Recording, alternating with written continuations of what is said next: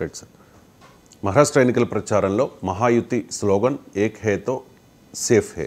పవన్ కళ్యాణ్ కూడా ఎన్నికల ప్రచారంలో అదే చెప్పారు సార్. హైదరాబాద్లో ఉండే కొందరు నేతలు పోలీసులు 15 నిమిషాల పాటు కళ్ళు మూసుకుంటే హిందువులకు తామేంటో చూపిస్తామని అంటారు. విడిపోయి హిందువుల అస్తిత్వాన్ని ప్రమాదంలోకి నెట్టేద్దామా లేక కలిసి బంగారు భవిష్యత్తును నిర్మించుకుందామా అని చెప్పేసి మరి ఇండైరెక్ట్గా ఎంఐఎంను టార్గెట్ చేసినట్టుగా అనిపిస్తోంది సార్. సో వెంటనే ఎంఐఎంకి చెందిన కొంతమంది నాయకులు కూడా స్పందించారు అండ్ ఒక ట్వీట్ కూడా చేశారు సిపి హైదరాబాద్ సిటీ పోలీస్ని ట్యాగ్ చేస్తూ. Respected CV Anand IPS, please file a case on Pawan Kalyan for insulting Hyderabad residents, particularly old city residents who belong to various religions. It is insulting to the Hyderabad city police who always keep the peace and law అని చెప్పేసి. So ఎన్నికల ప్రచారంలో హైదరాబాద్ నుంచి వచ్చిన కొందరు ఇక్కడి సంస్కృతిని దెబ్బతీయాలి అని చెప్పి చూస్తూ ఉన్నారు అని చెప్పి ఇండైరెక్ట్గా ఎంఐఎంని టార్గెట్ చేసినట్టు అర్థమవుతుంది sir. So MIM versus Pawan Kalyan అంటే ఎంఐఎం నాయకులను ఉద్దేశించి హైదరాబాద్ పాత బస్తీ నుంచి వచ్చిన కొందరు నాయకులు ఇక్కడ సంస్కృతిని దెబ్బతీస్తున్నారు అన్నట్టు చదివాను నేను. మీరు 15 నిమిషాలన్న దాన్ని కూడా ప్రస్తావించాలంటున్నారు. మరి ఎక్కడ నేను చదవలేదు. సో కానీ 15 నిమిషాలు అని అక్బరుద్దీన్ ఓవైసీ అన్న మాట నిజం. అది దుర్మార్గమైన మాట కాదని ఎవరు అన్నారు. కానీ అక్బరుద్దీన్ ఓవైసీకి శిక్ష పడలేదు. కారణం బీఆర్ఎస్ ఎంఐఎం కలిసినాయి కనుక శిక్ష పడలేదు. మరి బీజేపీ ఏం చేసింది? 1000 మందితో ఒక ఇందిరా పార్క్లో 3 రోజులు ధర్నా చేయనట్టు అక్బరుద్దీన్ ఓవైసీని జైలు వేయడానికి ఎందుకు చేయలేదు? కేంద్ర ప్రభుత్వం మరి కేసు ఎందుకు పెట్టలేదు? ప్రజల మధ్య విభేదాలు సృష్టించే ఎన్ఐఏ కింద కేసు పెట్ట నేషనల్ ఇన్వెస్టిగేషన్ ఏజెన్సీ కేసు పెట్టచ్చు కదా. మీకు భారతదేశంలో ఏ ప్రతిపక్ష పార్టీ నాయకుడిపైనైనా ఏదో ఒక ప్రతిపక్ష పార్టీ మీరు లెక్క తీయండి.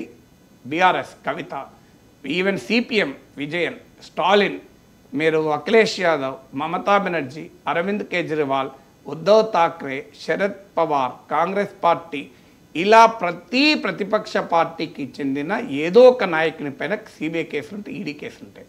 దేశంలో CBI, ED, income tax case పెట్టని ఏకైక నాయకుడు అసదుద్దీన్ ఓవైసీ.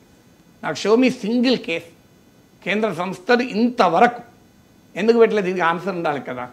మీరు రోజు ఓవైసీని దేశద్రోహిగా, సంఘద్రోహిగా చెప్తూ ఉంటారు. సో మీరు హైదరాబాద్లో పాత బస్తీ అని మాట్లాడుతుంటారు, రోహింగ్యాలు అంటారు, మీరు అన్నీ మాట్లాడతారు. కానీ ఆయన మీద ఇంతవరకు కేసు పోనీ మీరే చెప్పండి. Asaduddin Owaisi is the most honest politician in the country and certificate ఇవ్వండి, నాకు అభ్యంతరం లేదు. లేట్ అమిత్ షా టెల్ మేము కేసు ఎందుకు పెట్టలేదంటే అసదుద్దీన్ ఓవైసీ చాలా నిజాయితీపరుడు. ఆయన రాజకీయాల్లో మేము వ్యతిరేకించవచ్చు, కానీ ఆయన వ్యక్తిగతంగా అవినీతికి దూరము, చాలా నిజాయితీపరుడు, చాలా ఆయన విద్వేషాలు కూడా ఎక్కడా రెచ్చగొట్టరు ఎంఐఎం నేతలు. వాళ్ళ ముస్లింల కొరకు పనిచేస్తే మేము కాదనలేము అని అంటాడు మరి అమిత్ షా. మరి ఇంత భయంకరంగా అక్బరుద్దీన్ ఓవైసీ మాట్లాడితే నాలంటాడు గంటలు మాట్లాడడం వ్యతిరేకంగా. నాకు చూపెట్టండి బీజేపీ ఎక్కడన్నా కేసు పెట్టిందా?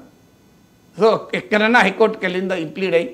ఎలా మీరు అక్బరుద్దీన్ ఓవైసీకి అంత ఓపెన్గా వీడియోలు కూడా ఉన్నాయి కదా. వీడియోలు ఉన్న తర్వాత కూడా ఆయన కేసు శిక్ష పడలేదు కదా, ప్రూఫ్ ఉన్నాక కూడా. మరి శిక్ష పడినప్పుడు బీజేపీ సుప్రీంకోర్టు దాకా పోవచ్చు కదా, హైకోర్టు దాకా పోవచ్చు కదా, అసెంబ్లీలో వాకౌట్ చేయొచ్చు కదా, ఇందిరా పార్క్లో ధర్నా చేయొచ్చు కదా. కేంద్ర ప్రభుత్వ సంస్థలే కదా, కేంద్ర ప్రభుత్వం 10 ఏళ్ళుగా బీజేపీ అధికారం ఉంది కదా, ఏ కేంద్ర సంస్థ అయినా కేసు పెట్టచ్చు కదా. ఎందుకంటే చాలా సీరియస్ కామెంట్ కదా.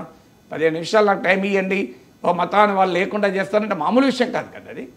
అది ఒక పెద్ద జెనోసైడ్కు పిలుపు, అది మారణ హోమానికి పిలుపు. దాన్ని ఎందుకు అంగీకరించారు? మరి ఇంతవరకు కేంద్ర సంస్థలు ఎందుకు కేసు పెట్టలేదో పవన్ కళ్యాణ్ అడగాలి మోడీని. ఎందుకు కేసు పెట్టలేదు? పోనీ జనసేన వాళ్ళని ఇప్పుడైనా కేసు పెట్టండి. సో దాని మీద ఎందుకు కేసు పెట్టలేదు? పొలిటికల్గా వాడుకుంటారు కానీ కేసు పెట్టరు. చూడండి మీరు ఎక్కడ ఎంఐఎం నాయకుల పైన కేంద్ర సంస్థలు ఏవీ పోవు. మీరు ఎగ్జాంపుల్ చెప్పండి, ఒక్కరు ఏ ఎంఐఎం లీడర్ పైన ఇన్కమ్ ట్యాక్స్ డిపార్ట్మెంట్ వెళ్ళిందా, ఈడీ వెళ్ళిందా, సిబిఐ వెళ్ళిందా? నథింగ్ కదా. దేశంలో ప్రతి నాయకుని వెనకాల పడుతుంది. ముఖ్యమంత్రులు అరెస్ట్ చేస్తారు, పొలిటీషియన్లు అరెస్ట్ చేస్తారు, ఎక్సెప్ట్ ఎంఐఎం. మరి వాట్ డస్ ఇట్ ఇండికేటింగ్? ఇంతగా నేను ఎక్స్ప్లెయిన్ చేయాల్సిన అవసరం లేదు కదా. సింపుల్గా అంటున్నాను. మీరు పాత బస్తీకి చెందిన కొందరు నాయకులు మొత్తం హైదరాబాద్ను పవన్ కళ్యాణ్ అవమానించారు నేను అనుకోను. హైదరాబాద్ ప్రజల్ని, పాత బస్తీ ప్రజలు అవమానించారు కాదు. ఇట్ వాజ్ రెఫరెన్స్ టు ఏమన్నా 15 నిమిషాలను అన్నాడో లేదో నేను చూడలేదు. ఒకవేళ అన్నా కూడా it is only reference to MIM. So పాత బస్తీ నుంచి వచ్చి ఇక్కడ మన సంస్కృతిని దెబ్బతీస్తారని మన సంస్కృతిని దెబ్బతీసే వాళ్ళ మీద కేసులు పెట్టాలి కదా అంటున్నాను నేను. మీరు ఎందుకు కేసులు పెడతలేరు? రాజకీయంగా విమర్శలు చేసి వదిలేస్తారా? ఎందుకు ఉపేక్షిస్తున్నారు? కేంద్ర హోంమంత్రిత్వ శాఖ ఏం చేస్తోంది? ఇది ఇంటర్నల్ డిస్టర్బెన్సెస్ అనేది కేంద్ర పరిధిలో రాదా? లా అండ్ ఆర్డర్ అనేది మీకు రాష్ట్ర పరిధిలో ఉంటుంది, ఇంటర్నల్ సెక్యూరిటీ కేంద్ర పరిధిలో ఉంటుంది, అంతర్గత భద్రత. ఒక మతానికి చెందిన రాజకీయ నాయకుడు ఇంకో మతం పైన అంత తీవ్రమైన ఆరోపణలు చేస్తే అది అంతర్గత భద్రతా సవాల్ కాదా? మరి మీరు ఎందుకు కేసు పెట్టరు? సో నేనే అమిత్ షా ప్లేస్లో ఉంటే అక్బరుద్దీన్ ఓవైసీని మీరు కోర్టుకి ఇచ్చి జైల్లో వేయించేవాడిని. మరి ఎందుకు వేస్తలేరని నాకు నిజంగా అర్థం కాదు. Who is saving Akbaruddin Owaisi? KCR save చేశాడు, అందరికీ తెలుసు. అది బీఆర్ఎస్ వాళ్ళకున్న రిలేషన్షిప్ వల్ల. మరి బీజేపీ ఎందుకు స్పేర్ చేస్తుంది? కేసీఆర్ సేవ్ చేస్తే బీఆర్ఎస్ బీజేపీ ఎందుకు స్పేర్ చేస్తుంది? దీనికి ఆన్సర్ ఉండాలి కదా. పార్లమెంట్లో లగచర్ల పైన తీర్మానం చేస్తామని బీజేపీ నాయకులు అంటున్నారు. అక్బరుద్దీన్ ఓవైసీ వ్యాఖ్యల పైన ఎప్పుడైనా తీర్మానం చేశారా? పార్లమెంట్ పక్క పెట్టి అసెంబ్లీలో చేసినట్టు కూడా గుర్తులేదు నాకు. ఎందుకు చేయకూడదు? పార్లమెంట్లో ఆయన అన్న పార్లమెంట్ సభ్యుడు కదా. మీరు తీర్మానం చేయండి ఖండిస్తూ. మరి లగచర్ల మీద తీర్మానం పార్లమెంటుకు చేయగలిగినప్పుడు ఇంత ఘోరమైన వ్యాఖ్యలు చేసి అక్బరుద్దీన్ ఓవైసీని ఖండిస్తూ పార్లమెంట్లో తీర్మానం చేయండి. ఎందుకు చేయరు? ఏమైనా ఎన్నికల సమయంలో దాన్ని వాడుకుంటారు, తర్వాత వదిలేస్తారు. ఇప్పుడు మా జిహెచ్ఎం ఎన్నికల సమయంలో రోహింగ్యాస్ వాడుకున్నారు. తర్వాత ఇక్కడ రోహింగ్యాల గురించి ప్రస్తావన ఉందా? విచిత్రమైన జిహెచ్ఎంసీ టైంలో అసలు హైదరాబాద్లో రోహింగ్యాలు పెద్ద ప్రమాదం అన్నట్టు క్రియేట్ చేశారు. తర్వాత ఢిల్లీలో వాళ్ళ కేంద్ర ప్రభుత్వమే వాళ్ళకి ఇండ్లు కట్టిస్తామని ప్రతిపాదన చేసింది. పెద్ద ఎత్తున ఆర్ఎస్ఎస్ పరివారం నుంచి వ్యతిరేకత వచ్చాక కేంద్ర పట్టణాభివృద్ధి శాఖ వెనక్కి తగ్గింది. నోటిఫికేషన్ ఓపెన్గా నోటిఫై చేశారు రోహింగ్యాలకు ఇల్లు కట్టిస్తామని. సో వాళ్ళు ఢిల్లీలోమో బీజేపీ ప్రభుత్వం రోహింగ్యాలకు ఇల్లు కట్టిస్తుంది, హైదరాబాద్లోమో రోహింగ్యాలు ఉపయోగించుకుంటారు. ఇది ఎన్నికల కొరకు కాదా?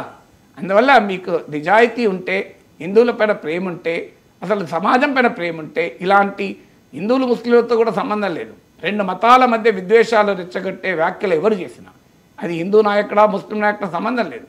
ఇలాంటి వాటిని మీరు తీవ్రంగా చర్యలు తీసుకోవాలి కదా. పవన్ కళ్యాణ్ లేఖ రాయమనండి మోడీకి. జనసేనకు చెందిన 2 ఎంపీలు ఉన్నారు, పార్లమెంట్లో తీర్మానం పెట్టమనండి.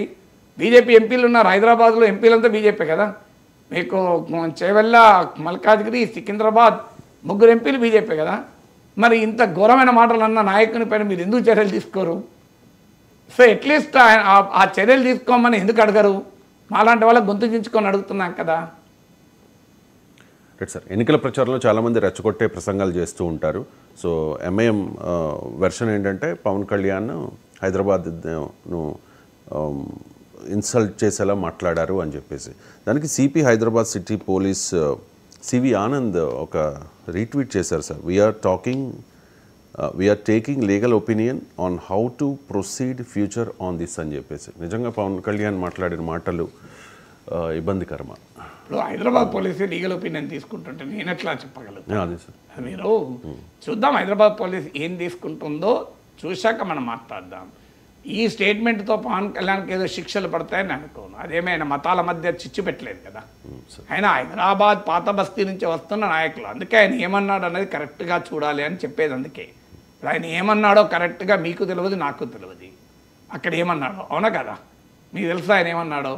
తెలియదు. హైదరాబాద్ నుంచి వచ్చిన వాళ్ళు ఇక్కడి సంస్కృతిని పాడు చేస్తున్నారు. మరి మీరు 15 నిమిషాలు కూడా ప్రస్తావించారు. అది ఆంధ్రజ్యోతిలో వచ్చిన కథనాన్ని బేస్ చేసుకుని ఎక్కడ వచ్చిందో నాకు తెలియదు. ఇప్పుడు ఆయన ఏమన్నాడో మనకు తెలియదు. అన్నదాని ఫుల్ వీడియో ఉంటే నేను కామెంట్ చేయగలుగుతాను లీగల్గా అవుతుందా లేదా అని.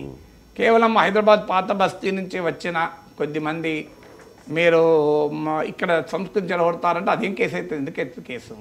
హైదరాబాద్ను అవమానించినట్టు ఎందుకు అవుతుంది? అది క్లియర్గా అర్థమవుతుంది కదా ఎంఐఎం నాయకులను ఉద్దేశించి అన్నది. హైదరాబాద్ మొత్తం